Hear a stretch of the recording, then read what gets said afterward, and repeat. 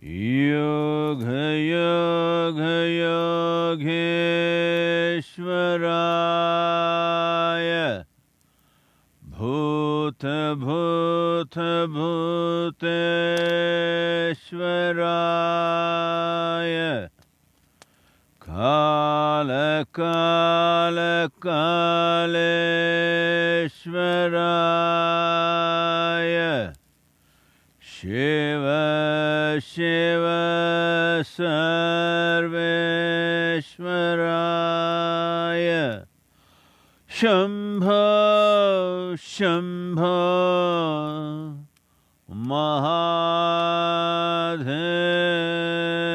Mahadevaya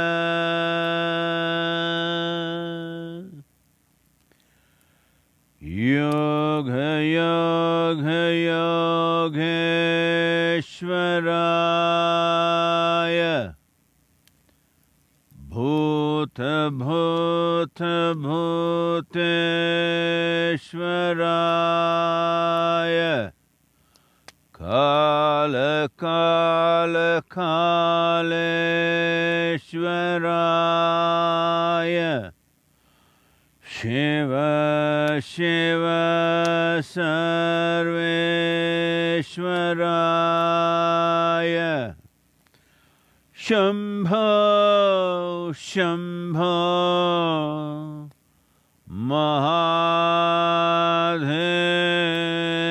Mahadevaya.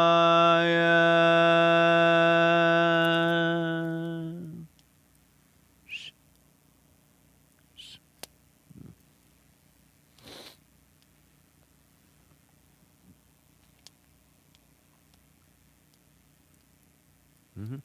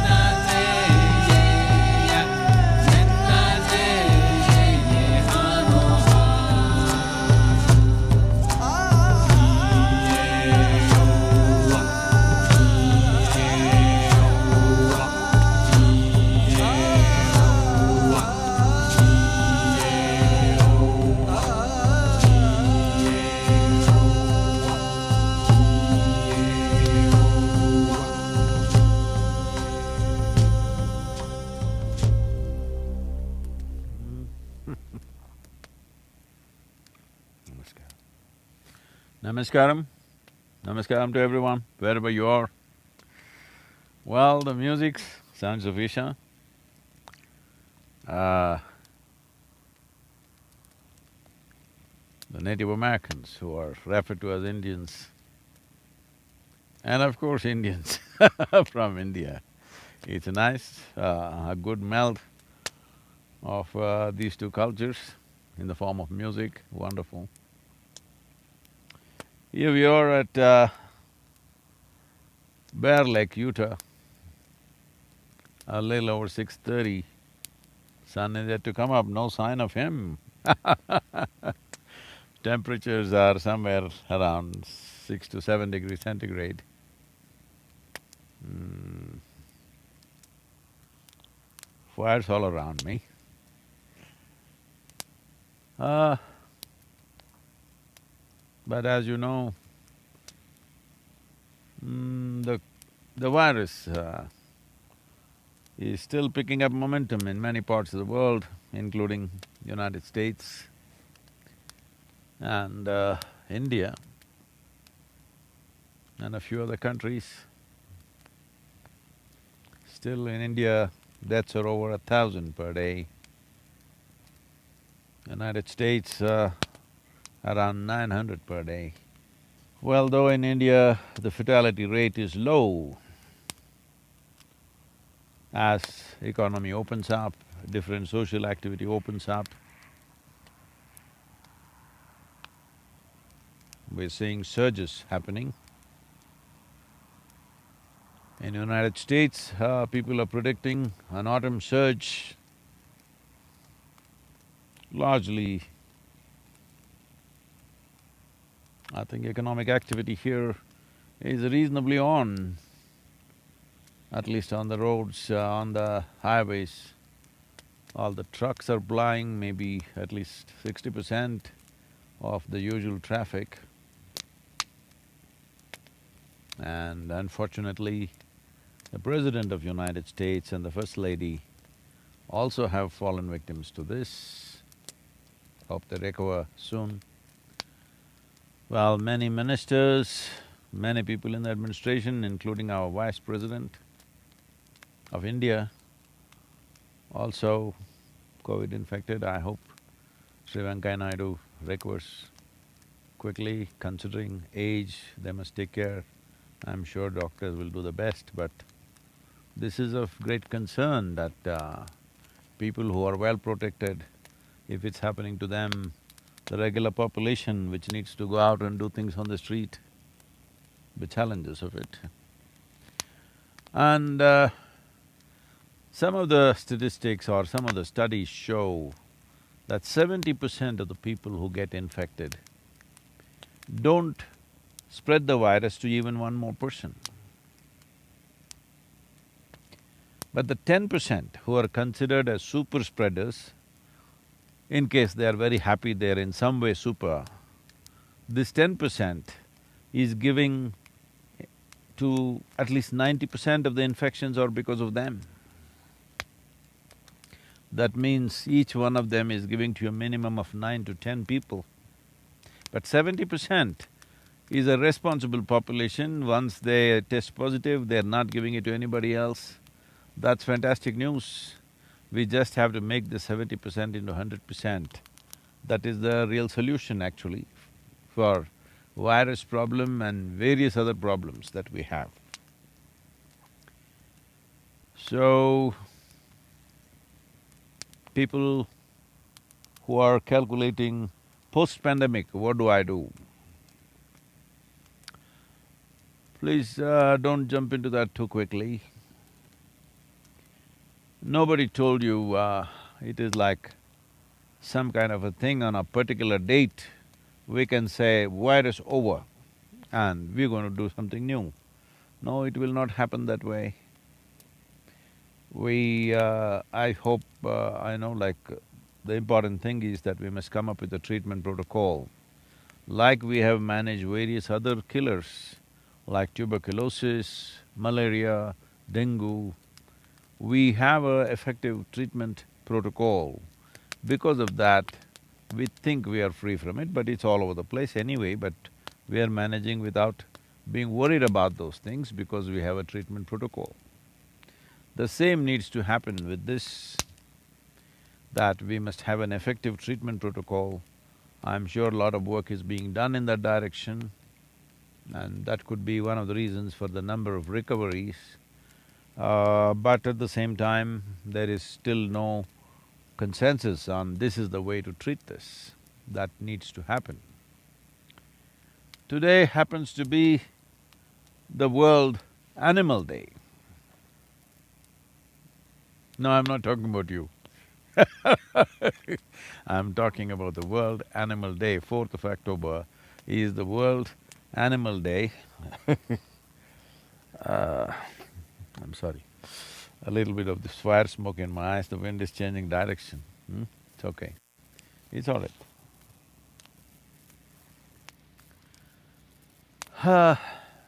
Just to give you, if you already do not know, 200 million animals killed for food daily on land, and 3 billion, including aquatic life, every day killed for human consumption. 200 million land animals and 3 billion aquatic creatures being killed for human consumption of 7.6 billion people. This amounts to 72 billion land animals and 1.2 trillion aquatic animals for food every year. In the last 50 years, sorry. In the last 50 years, the meat consumption in the world has gone up 6-fold. One reason for this is the weakening of the soil and vegetable matter not having substantial strength in it, substantial nourishment in it.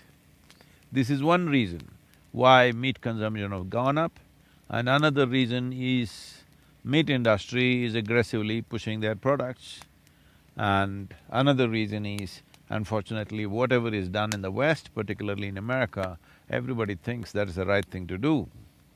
Now, every doctor in the world is telling you that red meat could be the cause of various ailments, whether it is cardiac problems, whether it is cancer or various other issues, or because of consumption of red meat, it has to be brought down.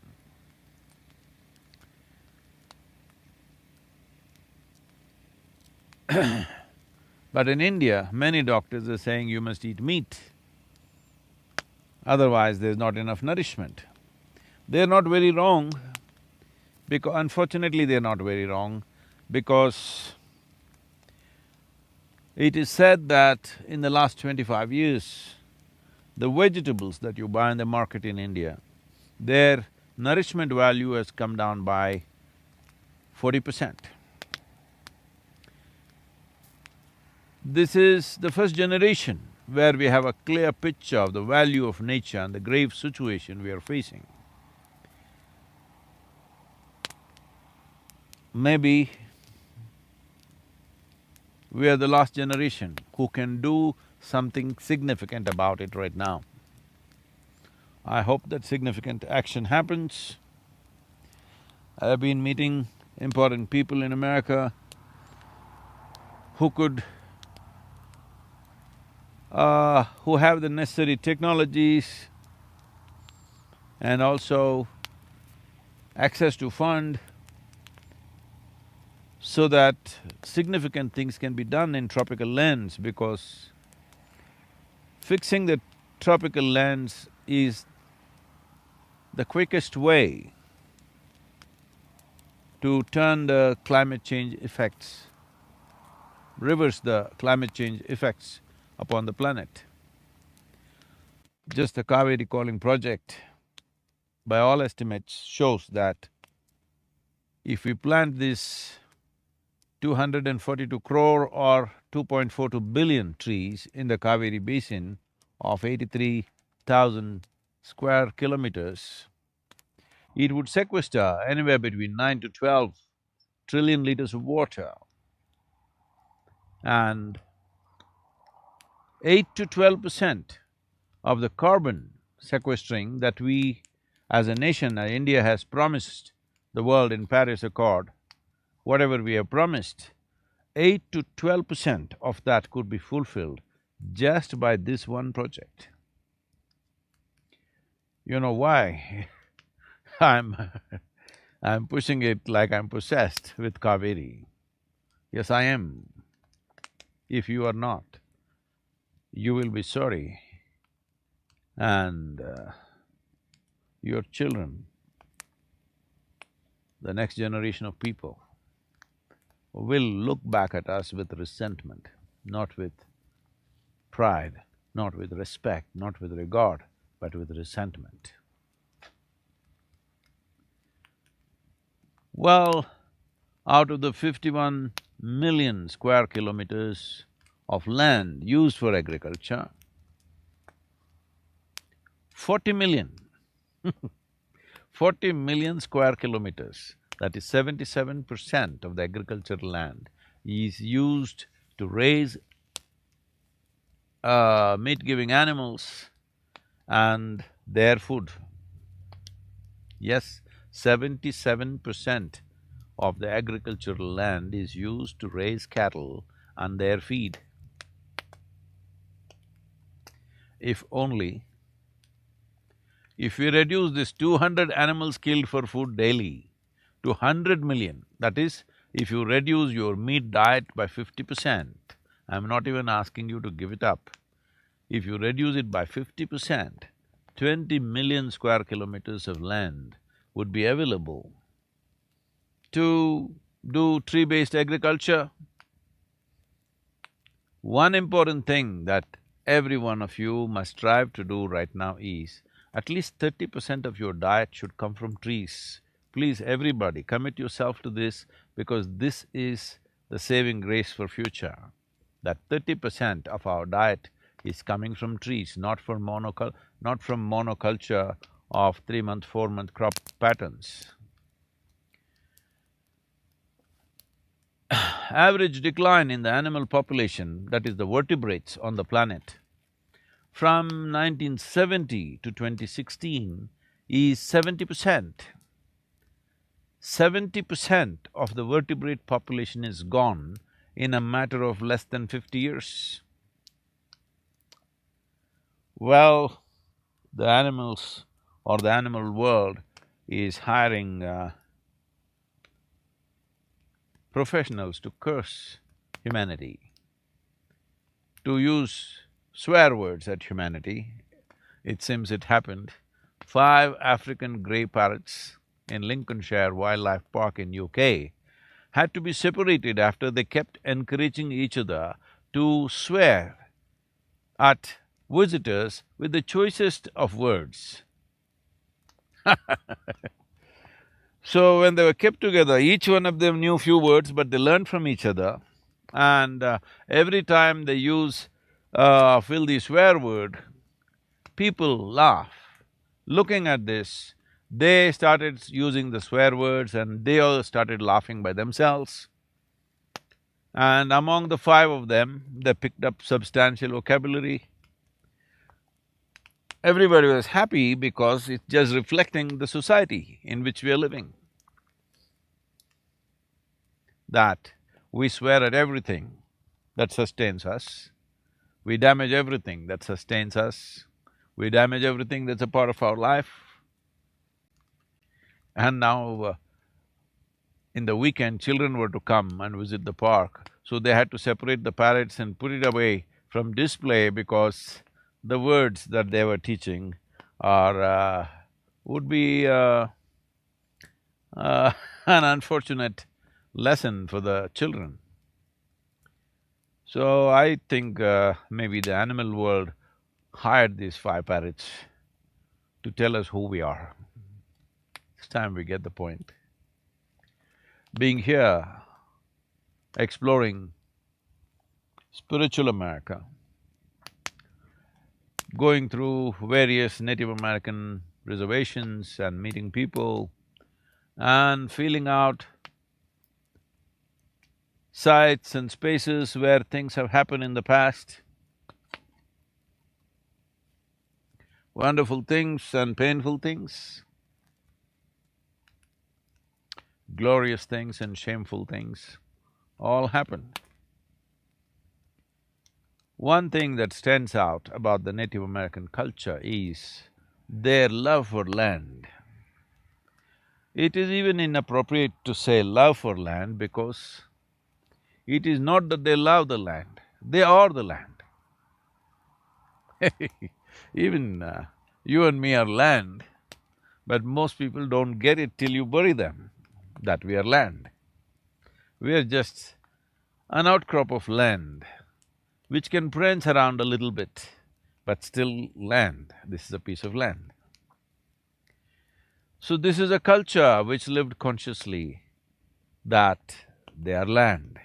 They lived as land and always willing to be one with land.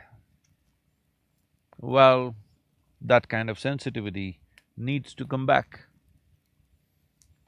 If Native American mysticism and spiritual process doesn't come back in its full flow, full form, as many people may not be able to relate to it, but this dimension of their spirituality is very relevant for today and tomorrow, for this generation and the next, that people live understanding, knowing, being conscious that we are just land.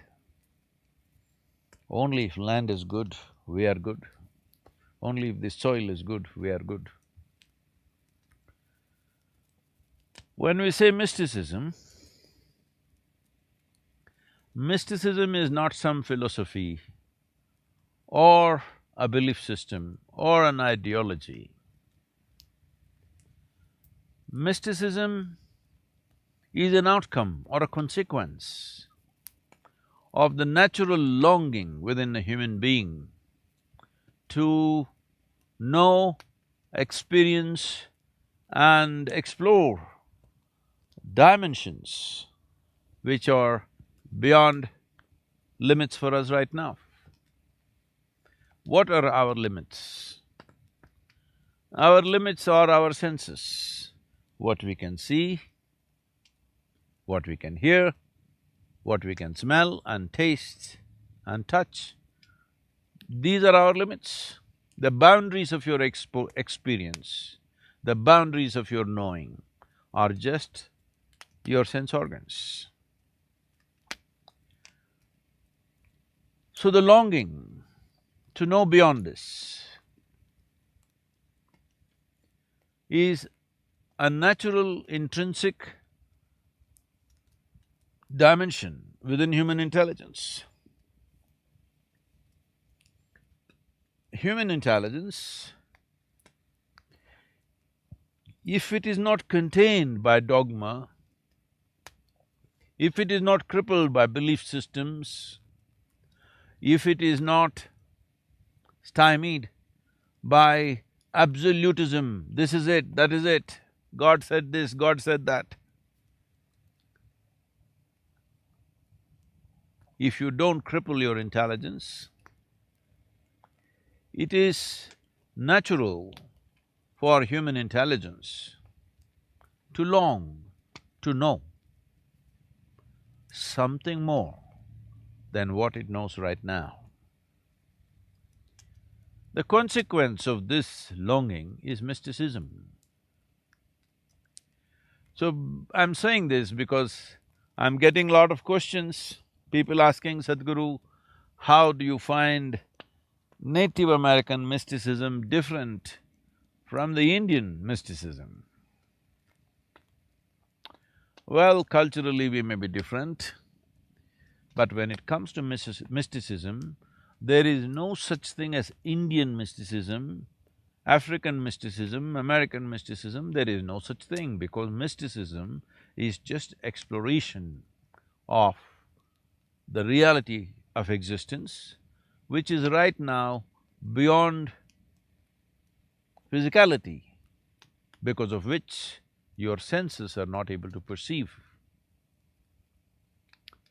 Physical nature itself is a vast process.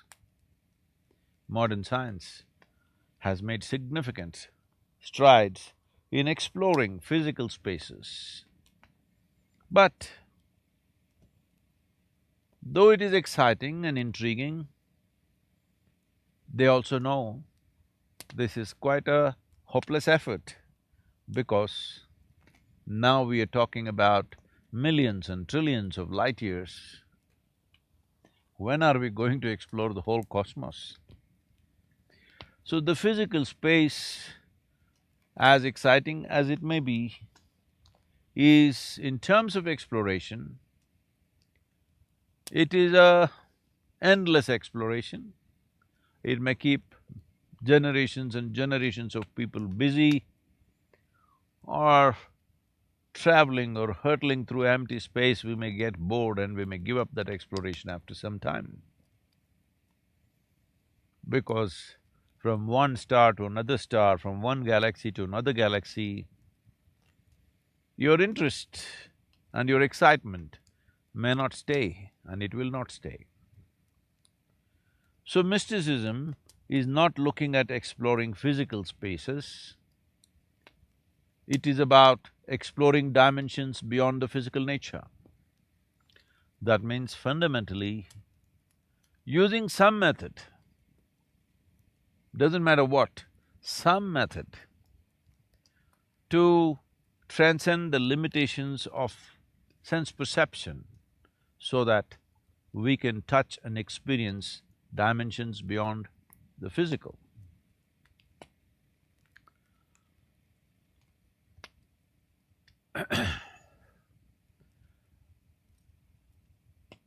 The mystics of this world, right from ancient times, have been of various kinds. One will not resemble the other because everybody does it in their own way. Everybody finds a little passage of their own. But there is a whole science, the yogic sciences are about this, that you can work systematically to transcend. It need not necessarily be a chance happening. So Native American mysticism is of a certain sort. We will bring many aspects of their pursuits and their experiences. But one thing we need to understand, being today almost everybody having been to school, they naturally have misunderstood memory as intelligence, because whoever could remember every word in the textbook looked smart in a classroom. Well, we must understand this is not accumulative knowledge. Cumulative knowledge is not going to help. Knowing and knowledge are two different things. Knowing is like daylight, just beginning to happen here, sunrise it's just there. Knowledge is a cumulative or an accumulated dimension that you have to carry. It is a sack on your head and it's heavy. So, it is important to understand mysticism is not a philosophy, not an ideology, not a belief system, not of this land or that land. It is an intrinsic longing in human intelligence, because human intelligence has reached a certain level of evolution. You cannot keep it satisfied with what you already know. You cannot keep it satisfied with absolutism of religion or textbook level of science.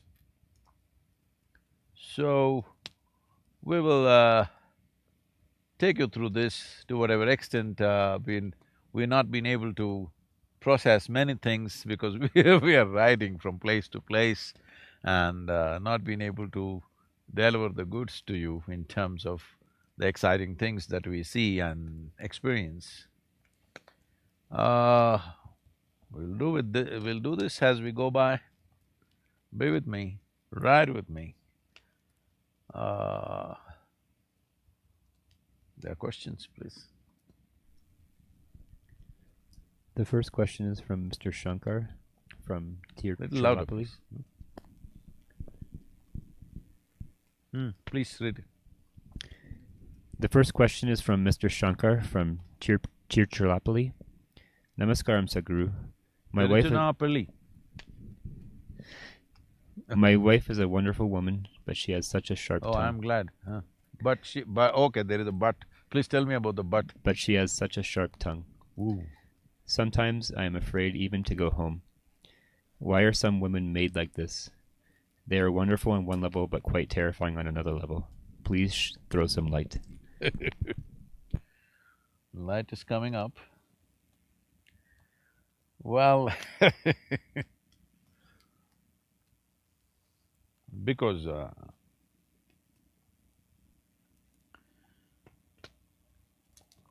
generally I'm saying, because some women will argue about this, generally women have less muscular strength than a man. When situations go a little out of control, man wants to use his hands because that's all he's got. So a woman, right from her young age, she sharpens her tongue because she knows her muscles are not as big and strong as a man's muscles, so her tongue is maybe way sharper than yours. You can't wag it like her. Generally, this could be true for most people. So,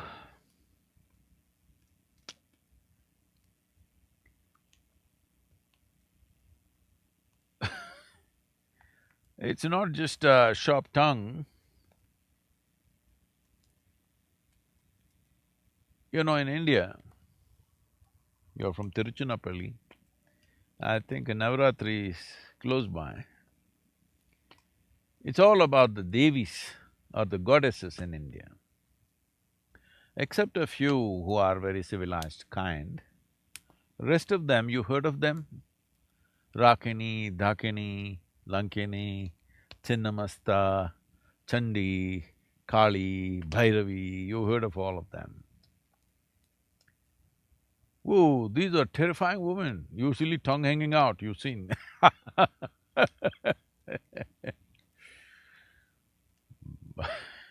blood dripping sometimes from their mouths because they'll bite off your head.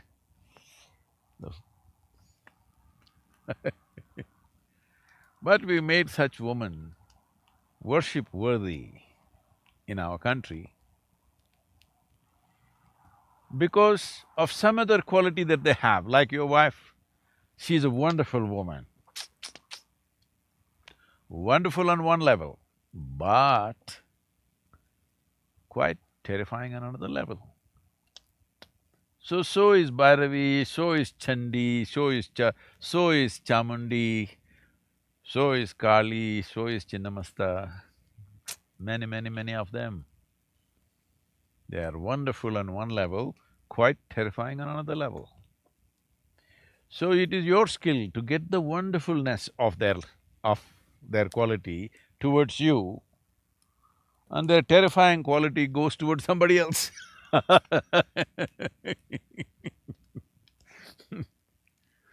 The wonderfulness should come for you. That is a skill you have to learn.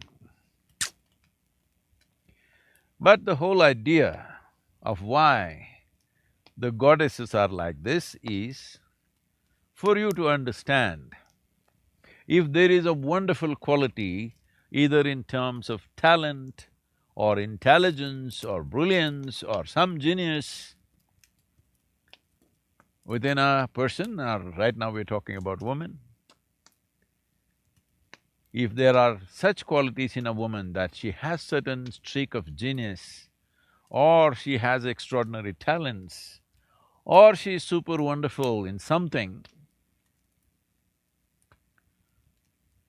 we don't want to surrender her intelligence, her brilliance, her genius, her talent, her skills at the altar of good behavior. Because you can train your puppy dog to behave well.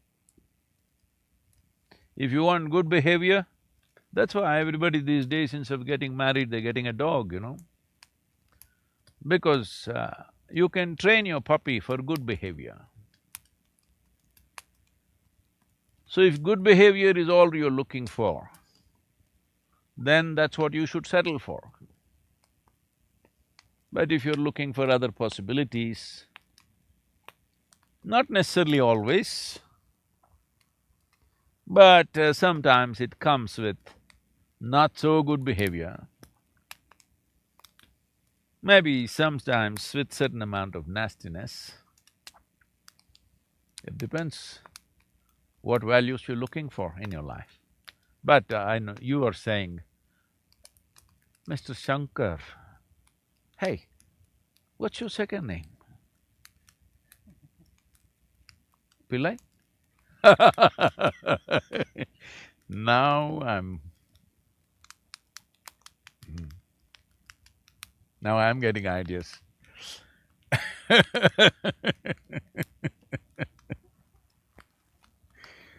Well, if you're that one, I'm sure you're skillful enough to handle this terrifying situations. Well, but never surrender. Human intelligence, genius, brilliance, talent, competence at the altar of good behavior. Good behavior can be learnt. Intelligence cannot be learnt. Genius cannot be learnt. You have to unleash it, you cannot learn it. In the process of unleashing a significant possibility, in case, not necessarily, don't take this as an endorsement of your bad behavior. I'm not saying that. If you want to have some bad behavior, you should show some extraordinary talent or brilliance or intelligence. Otherwise, you have no right to throw yourself around. Even then, you have no right. But never surrender significant aspects of human life in the form of intelligence, competence, brilliance, genius at the altar of good behavior, because good behavior can be learnt and it's only socially significant, it has no life significance as such. So, the wonderful wife that you have,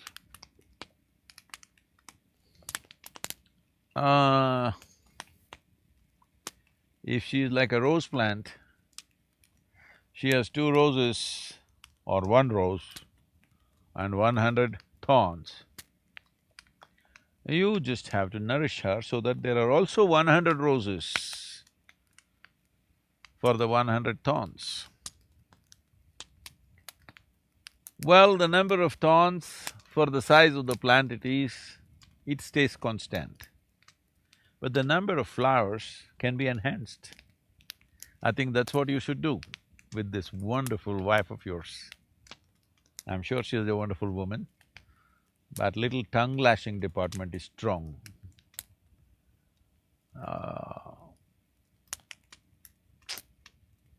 You must find some other victim for her, and you must get the wonderful part of her. Please.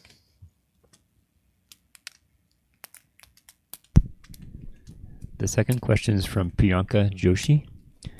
Namaskaram, Sadhguru. I wish to thank you for your contribution towards making our life happy. It is great to listen to your videos. Kindly enlighten me how to teach the kids the most important aspects of life satisfaction. so that the new generation will try to achieve internal happiness and not to run towards an oasis. You think there is an oasis somewhere? Oh, I think now the camera should be taking in the Bear Lake much better, enough light, huh? So, a fantastic lake out here.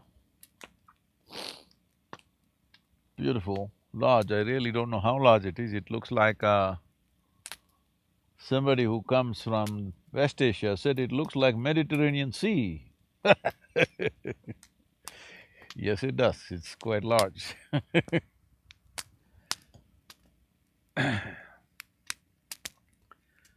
Well, there is no oasis outside.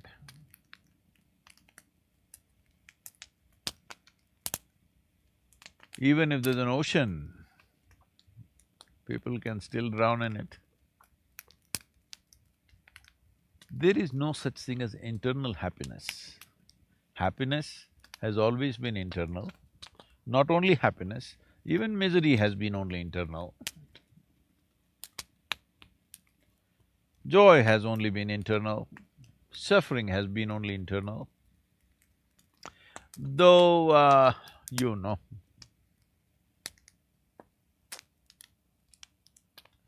poets and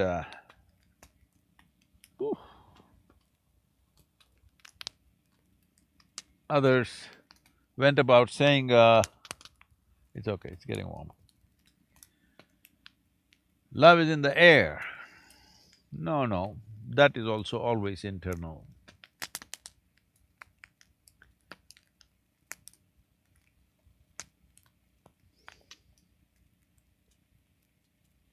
Everything that you experience is internal. If you ever thought or deceived yourself to think that there is an oasis of happiness or love or joy somewhere, well, you will be deeply disappointed after some time, because many times it looks like that. Many times it looks like that there is an oasis or an ocean of joy somewhere else. No, all human experience is generated from within you. It's up to you what kind of experience you generate. Well, everybody wants to guide the youth or the children because you think children are the problem. No, they are just a miniature version of you. And if they are looking like such a serious problem, I think you need to have a close look at yourself. Because they're just a small, small prototype of you. So if they are looking terrible, you need a close look at yourself. Children are not the problem. If the adults transform themselves, you don't have to worry about the children. No, no, no, Sadhguru, my children… Oh, if your children are a problem, as I just told you, that is a miniature problem. The larger problem is sitting here. So, and you said you're listening to my videos also.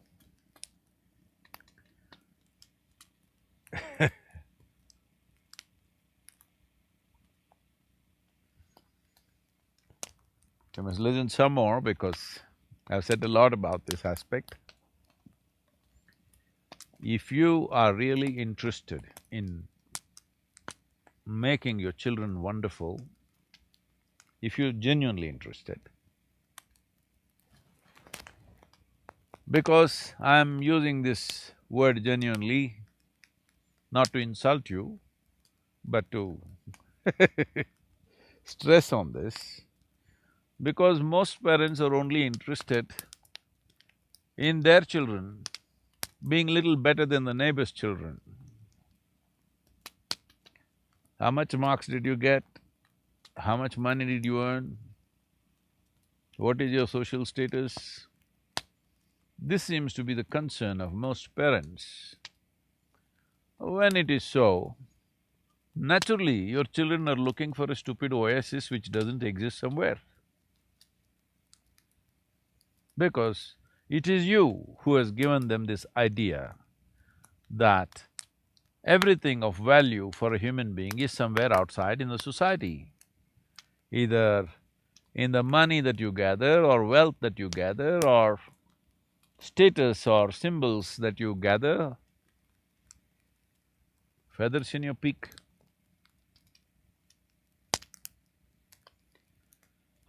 So, you change that.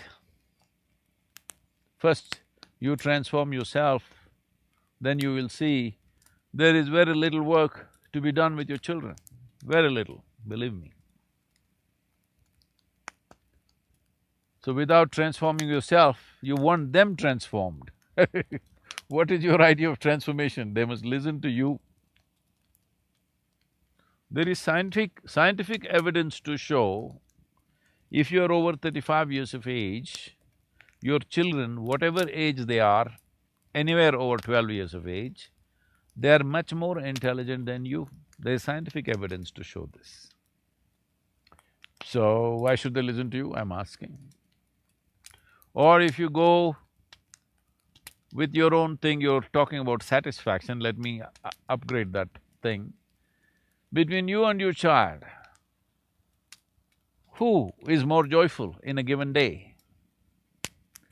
If the answer is your child, then you tell me who should be a consultant for life? Definitely not you, it's the child. So, this attitude that children are born wrong and you're going to fix them,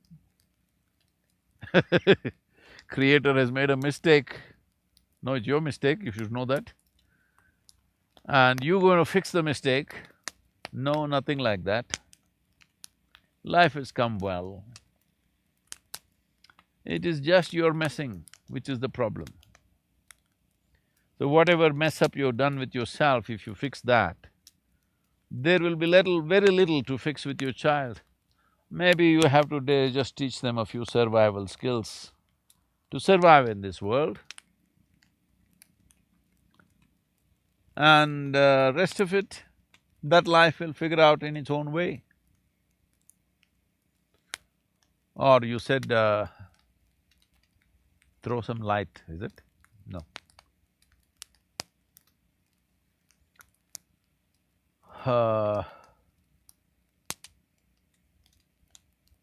That happiness is within.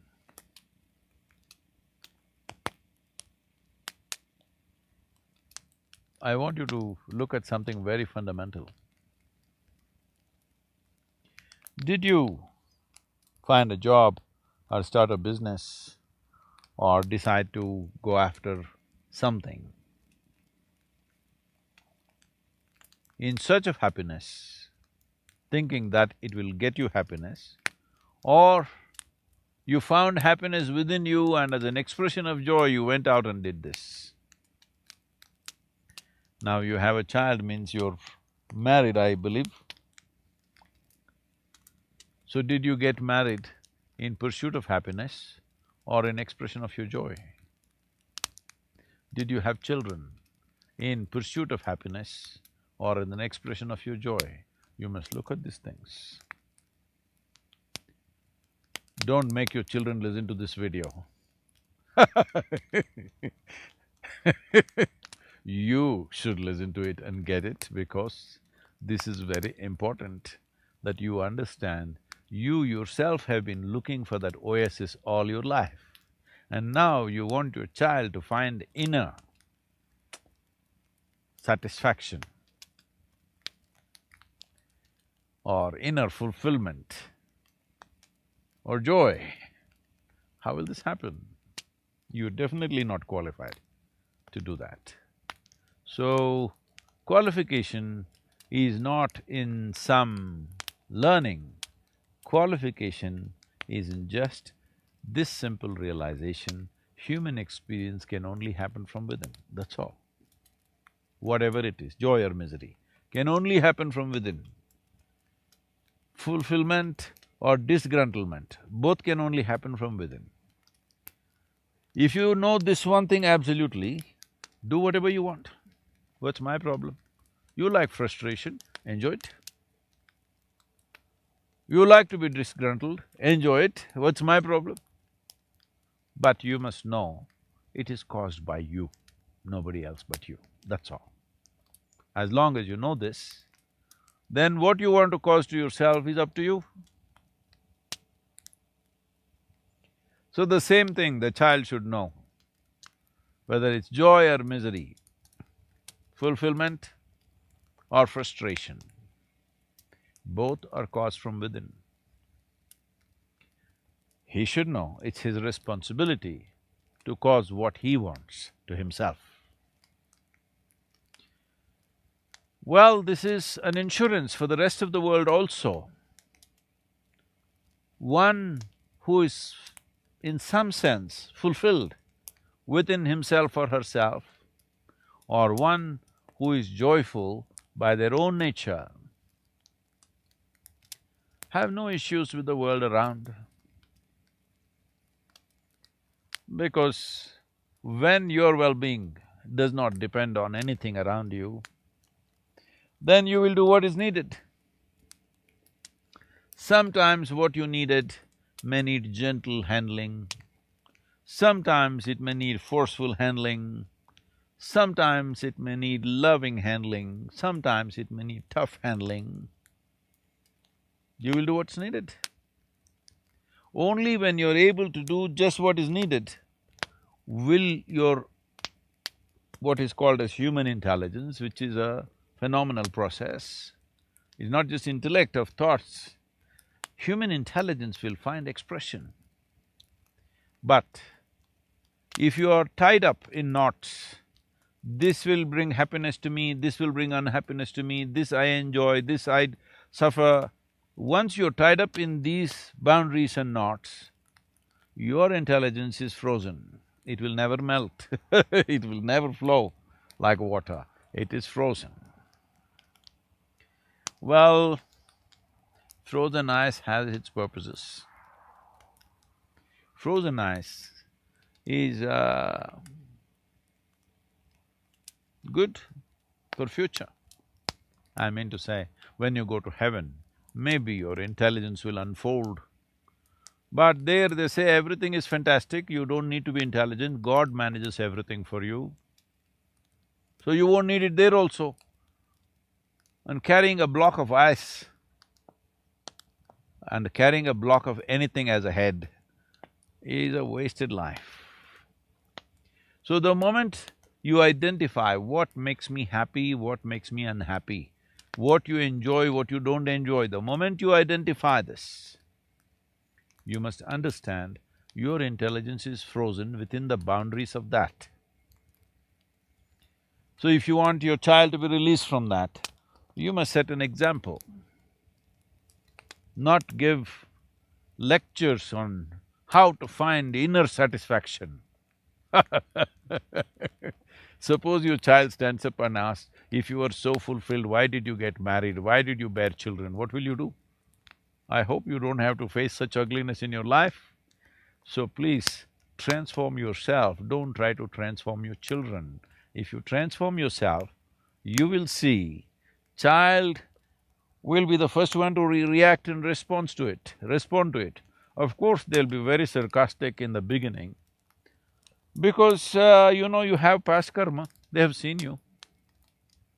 But in terms of responding to any transformation, you will see a child or even a youth will be the first one to do that because it is the nature of life.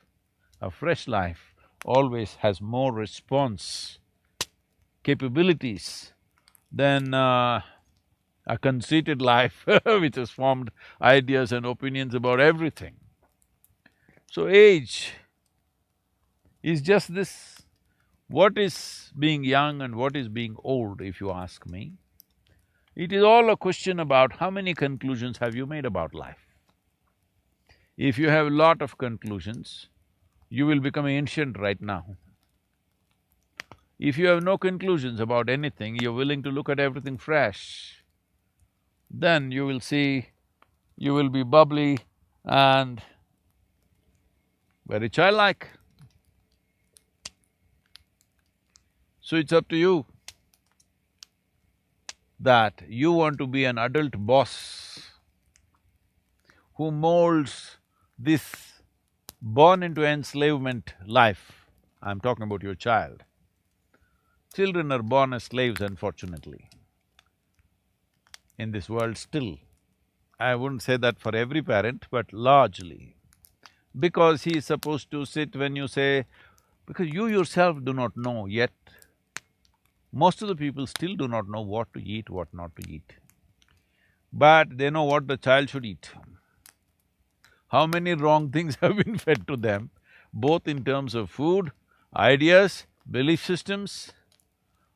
How much mess up has been done from generation to generation because you're trying to teach something that you yourself do not know. Don't do that. The best and the most wonderful thing that you can do with your child is admit to them that even you do not know, you just made a mistake of coming a few years early, that's it. Otherwise, what the hell do you have that the child doesn't have? At least he has fresh brains, you have frozen ones. There are lots of fishermen out here, fresh fish and frozen fish, just like that. So, live brains and dead brains. Brains are dead because more and more conclusions you make, the more and more you cripple yourself. The reason why every human being is not naturally a mystic is simply because they have belief systems, they have ideologies, they have philosophies, they have moral codes, they have ethical codes, and they are also well-behaved. So they've done all the wrong things with life. So, exploration has stopped. When exploration stops, life will not happen as an explosion. It happens like a trickle, like survival, existence, but no exuberance of life. So your child has some exuberance, don't kill it with your silly ideas and philosophies. Please see if you can infuse that exuberance into yourself. And if you are an exuberant life, you don't have to do much with the child. They will grow up well. And if you don't stop running after some mirage of an oasis, it's just a mirage, there is no oasis. That it looks like it's going to satisfy everything, but when you get there, it doesn't work. You must see the advertisements. If you look at the commercials on the planet, you will understand what I'm saying.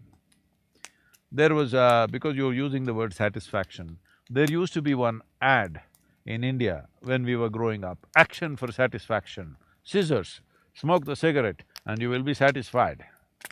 Well, fortunately that brand is gone out, I think.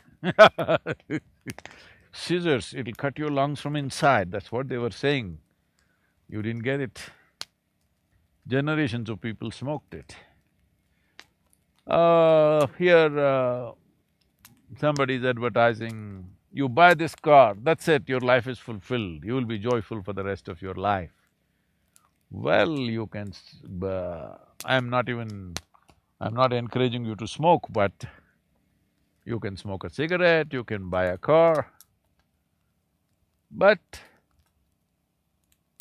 smokers don't look joyful, nor drivers look joyful. Just watch on the street, all those people who are driving their dream cars, are they bursting with joy? They're not.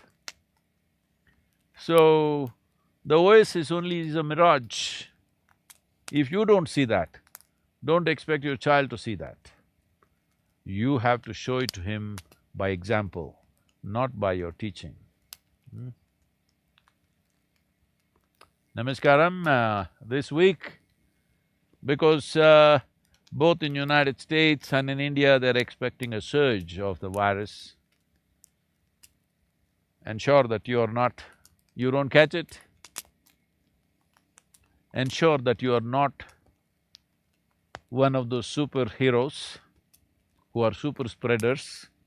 Please be a responsible, sensible human being. Stay alive, that's the biggest responsibility right now. You and me should stay alive and ensure everybody around us stay alive. Just make that happen for yourself, because we're in such times that this will be the best thing you did, that you stayed alive and you made sure everybody around you is alive. That's the best thing you can do right now. Ah, fantastic view of the Bear Lake for you. So today, we are moving to… today or tomorrow probably, we are moving to Salt Lake City for certain important conversations. See you next week. Namaskaram.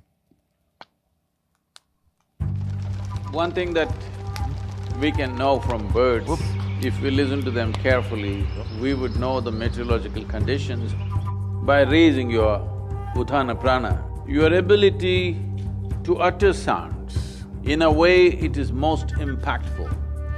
There is a long tradition of initiating people with a sound. That sound gets imprinted in you and you hear the Guru's voice continuously.